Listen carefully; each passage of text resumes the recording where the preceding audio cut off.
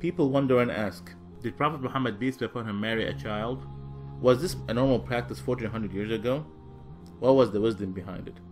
According to authentic sources, Prophet Muhammad, peace be upon him, married Aicha when she was 6 years old, and the marriage was consummated after she turned 9. However, it is important to understand things in their historical context. For instance, it would be silly to ask, what kind of milk did they drink 1400 years ago? Or to ask, what kind of engine they used to have back then? Therefore, one must understand that things 1400 years ago were very different from now. Time have changed, and so human have. 1400 years ago, it was very common for women to marry at a young age. It is a historical fact that girls from ages 9 to 14 were married off in Europe, Asia, Africa, and America. For example, St. Augustine, 350 AD, he married a 10-year-old. King Richard II, 1400 AD, he married a 7-year-old. Henry VIII, 1500 AD, he married a 6-year-old. Even in the Bible, it says, "But say for yourself every girl who have never slept with a man."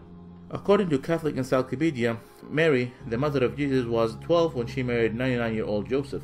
Before 1929, Church of England ministers could marry a 12-year-old in Britain. Before 1983, Catholic canon laws permitted priests to marry off brides at the age of 12. A lot of people are unaware in the United States, in the state of Delaware in the 1880, the minimum age for marriage was 7 years old, and in California it was 10 years. Even now, the marriage age for some states are 12 in Massachusetts, 13 in New Hampshire, and 14 in New York. At the time of the Prophet Muhammad, peace be upon him, those who refused his message tried every method and strategy to discredit him. They were always looking for opportunities to attack him, verbally or even physically.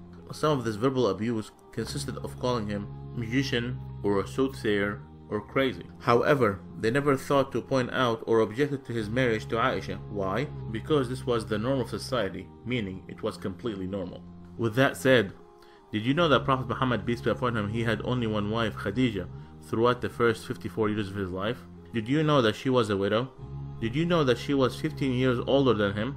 He, peace be upon him, spent his entire youth with her. He was committed to her until after her death by keeping ties with her friends. What about Aicha? Was she a child when she agreed to marry Prophet Muhammad, peace be upon him? First, it's important to note that it is strictly prohibited in Islam to marry someone before the age of puberty. Note, the age of puberty varies throughout different times and different places. According to scientific references, girls might enter full-blown puberty anytime between the ages of 9 and 15. Also, the average temperature of the country is considered to be the chief factor with regard to menstruation and sexual puberty. So, was Aicha a child? No, she was not. So what about the wisdom behind this marriage? God always knows best. The marriage of Aicha was an instruction from God. Aicha narrated to us more than 2200 hadiths or sayings of Prophet Muhammad, peace be upon him. Aicha was exceptionally intelligent, and since she married Prophet Muhammad, peace be upon him, at a young age, she was able to learn so much from him. She later played an important role as a teacher, expert, and interpreter of Islam. So, there was so much wisdom behind this marriage.